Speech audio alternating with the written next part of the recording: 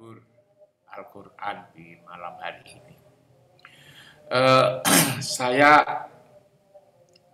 tidak mampu untuk memaknai sebagaimana yang disampaikan oleh bapak-bapak semua, tetapi saya menangkap secara keseluruhan dari surat An-Naba ini. Ialah berita besar itu.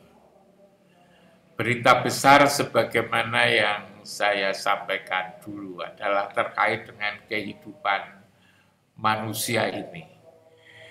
Lewat bacaan saya terhadap surat An-Naba mulai dari ayat 1 sampai ayat 40, itu begitu sistematisnya. Karena itu walaupun tadabbur kita itu dari ayat ke ayat, tetapi nanti kalau ditangkap secara utuh mulai dari ayat 1 sampai ayat 40 itu akan ada benang merah yang menjadikan kita bisa nangkap uraian secara utuh. Misalnya dari ayat yang pertama sampai ayat yang ke-16 itu kan mendeskripsikan tentang perilaku manusia itu, menganggap kehidupan ini adalah sepele dan sederhana. Mereka lalu kemudian bisa kita lihatlah dalam kehidupan sehari-hari ini. Mereka itu pada lupa lalu kemudian membuat kegiatan-kegiatan yang sebetulnya tidak banyak berguna untuk kehidupannya ini, dan mereka melupakan yang lebih esensial. Diberitahu bahwa kehidupan ini adalah punya makna yang besar yang menanggung konsekuensi atau risiko yang begitu berat itu kan. Tapi lalu kemudian masih bertanya-tanya di ayat pertama, kedua, ketiga itu.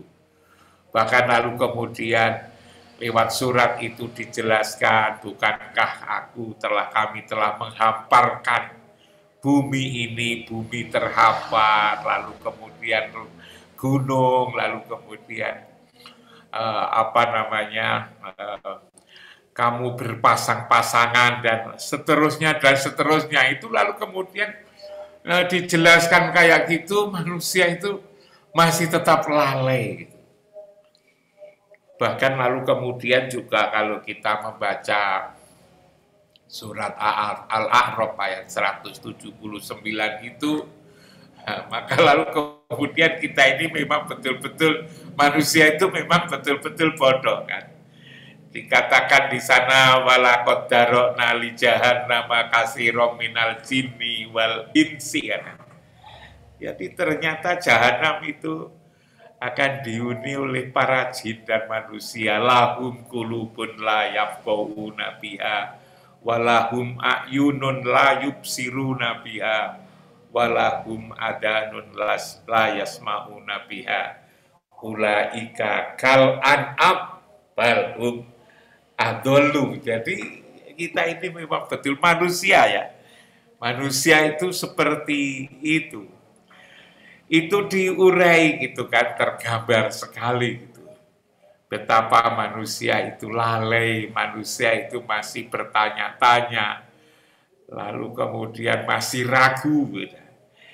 Kemudian ini diingatkan di ayat 17 sampai 20 ini kan sebetulnya kan menggambarkan bahwa nanti akan ada semacam pembalasan itu ya, keputusan itu adalah waktu yang telah ditetapkan, yaitu hari ketika sangkala ditiup, lalu kamu berdatang berbondong-bondong dan langit pun dibuka.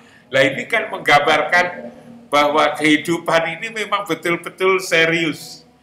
Bahkan lalu kemudian di surat 20, di ayat 21 sampai 30 itu diterangkan tentang betapa dahsyatnya itu siksa neraka itu yang luar biasa, yang waktunya lama, lalu kemudian tidak ada minum kecuali hal yang menjijikkan kan begitu.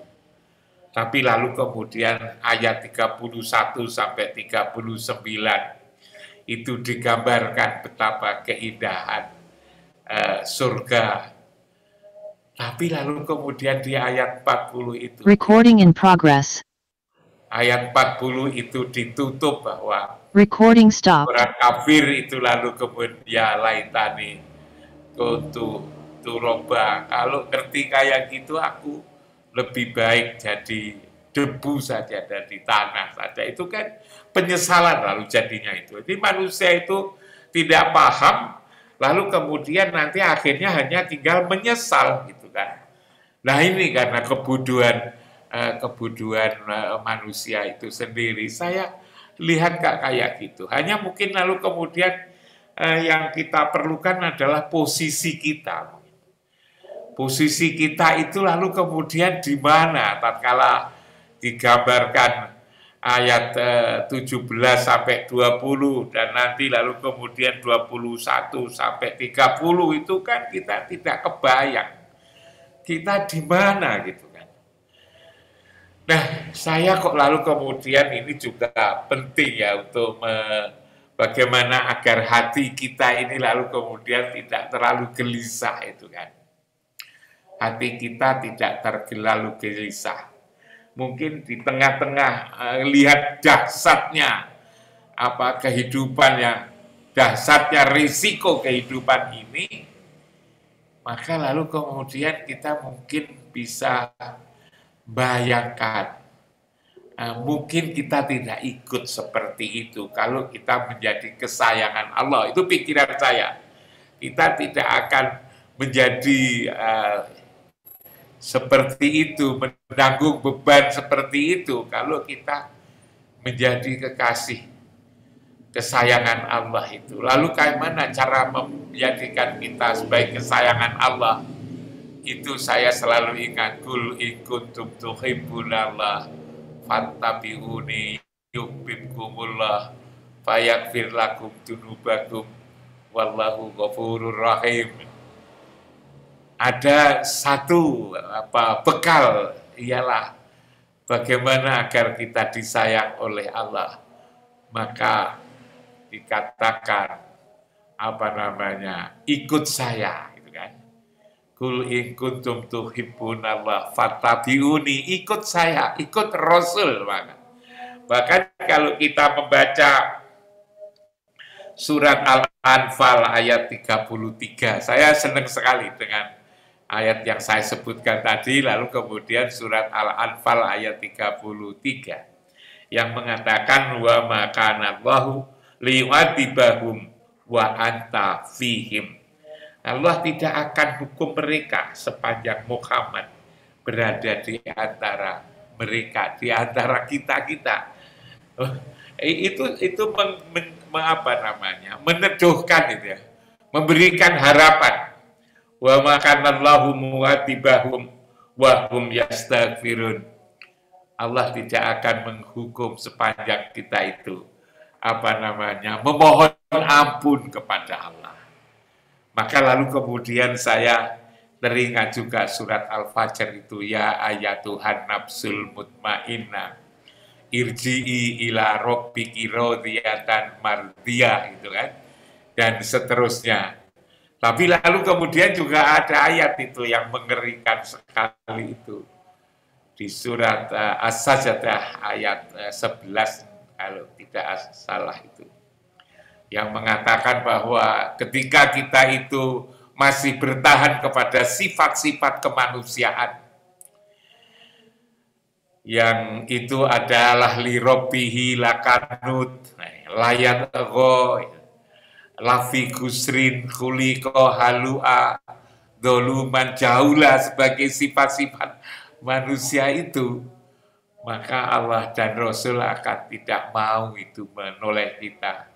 Tetapi di akhirat, di akhir itu, lalu kemudian di akhir hidup kita ini, lalu diwakilkan kepada malaikat maut yang katanya itu berat sekali. Tapi itu hanya sekedar bandingan. Nah, saya hanya ingin bagaimana kita tatkala membaca surat kayak gini yang rasanya ngeri banget itu.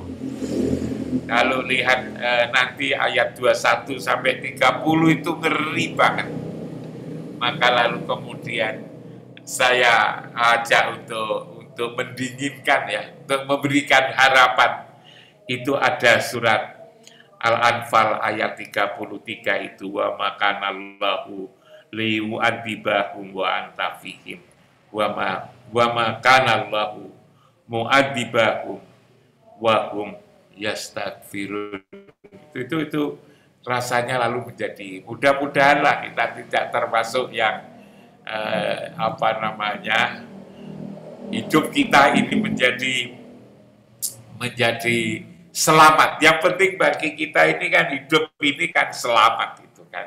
Apapun gonjang-ganjing yang terjadi di dunia ini, dalam perjalanan hidup di dunia dan akhirat, itu ada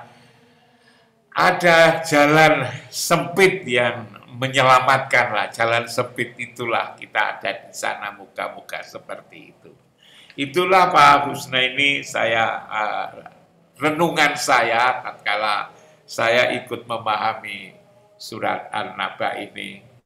Ya, saya berkali-kali saya katakan tatkala saya membaca sebuah surat dalam Al-Quran atau ayat-ayat dalam Al-Quran, saya posisikan seolah-olah Al-Quran itu bicara kepada saya, dan kalau ada hal seperti ini, maka lalu kemudian betapapun saya harus cari jalan. Gimana jalan itu yang kira-kira menjadikan saya sendiri tidak putus asa? Siapa tahu cara berpikir saya itu juga bisa dijadikan bahan renungan dan bahan pertimbangan oleh teman-teman. Saya kira itu, kurang lebihnya mohon maaf. Assalamualaikum warahmatullahi wabarakatuh. Waalaikumsalam warahmatullahi wabarakatuh.